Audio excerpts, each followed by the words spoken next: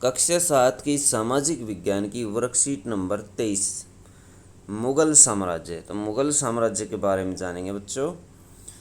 विद्यालय पिकनिक के दौरान मुझे हुमायूं के मकबरे का जानने का मौका मिला। हुमायूं का मकबरा इसने देखा पिकनिक के दौरान। आइए आज हम मुगल शासक हुमायूं के बारे में कुछ जानकारी प्राप्त करते हैं। क्रियाकलाप एक, पता लगाइए हुमायूं के मकबरे का निर्माण किसने करवाया था।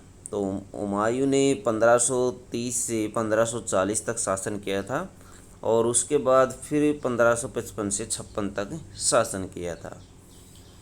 मुगल ज्येष्ठाधिकार के नियम में विश्वास नहीं करते थे, जिसमें ज्येष्ठ पुत्र अपने पिता के राज्य का उत्तराधिकारी होता था। इसके विपरीत उत्तराधिकार में वे शहदायाद की मुगल और तैमूर वंशों की प्रथा को अपनाते थे, जिसमें उत्तराधिकार का विभाजन समस्त पुत्रों में कर दिया जाता था। हुमायूं ने अपने पिता की वसीयत के अनुसार जायदाद का बंटवारा किया था। प्रत्येक भाई को एक एक प्रांत मिला।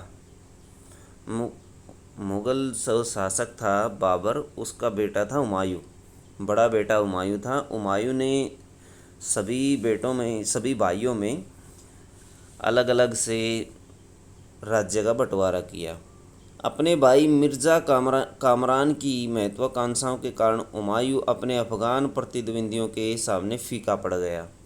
शेर खान ने हुमायूं को 2 बार 1539 में चौसा के युद्ध में और 1540 के कन्नौज के युद्ध में हराया। इन पराजयों ने उसे ईरान की ओर भागने को बाध्य किया। शेर खान अथवा जो शेरशाह सूरी था, उसने हुमायूं को हरा करके यहाँ से भगा दिया।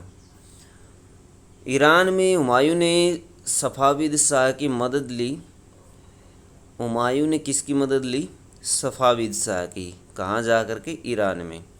1555 में दिल्ली पर पुनः कब्जा कर लिया, परंतु उससे अगले वर्ष इस इमारत में एक दुर्घटना में उसकी मृत्यु हो गई।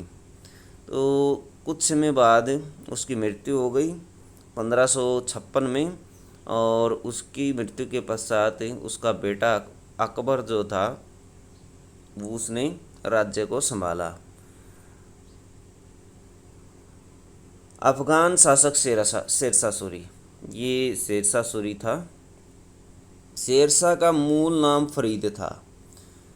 उनके पिता जौनपुर के एक छोटे से जागीरदार थे। उनके संरक्षक ने उसे एक शेर को मारने पर शेर खान नाम दिया था। शेरशाह ने साम्राज्य में विस्तार एवं वाणिज्य को बढ़ावा देने तथा संचार व्यवस्था को सुधारने पर बहुत ध्यान दिया था।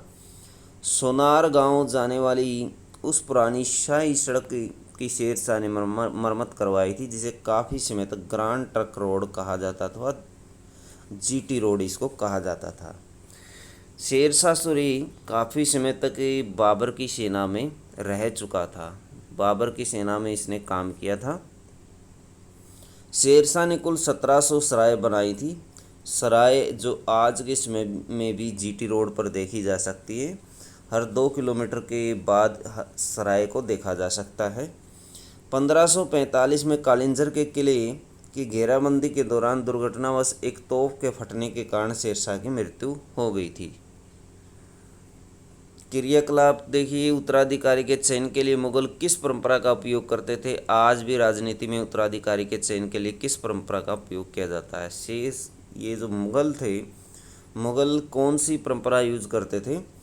मुगल उत्तराधिकार के लिए तैमूर वंशों और शहदायाद की वंशों की जो शैली थी उसका प्रयोग किया जाता था, और उसके अनुसार सभी वसीयत जो थी वो सभी पुत्रों में बांट दी जाती थी, बराबर बराबर बांट दी जाती थी।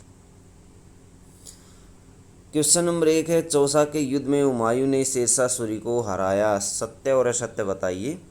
तो चौसा के युद्ध में हुमायूं ने शेरशाह को हराया, ये असत्य है, गलत है। ये कालिंजर के किले की घेराबंदी के दौरान हुमायूं की मृत्यु हुई, ये भी गलत है। हुमायूं के पिता का नाम बाबर था, ये बिल्कुल सही है। ये सत्य है। तो बच्चों ये थी आपके एसएसटी की वर्कशीट। वीडियो अच्छी लगे तो लाइक करें, हमारे चैनल को सब्सक्राइब करें।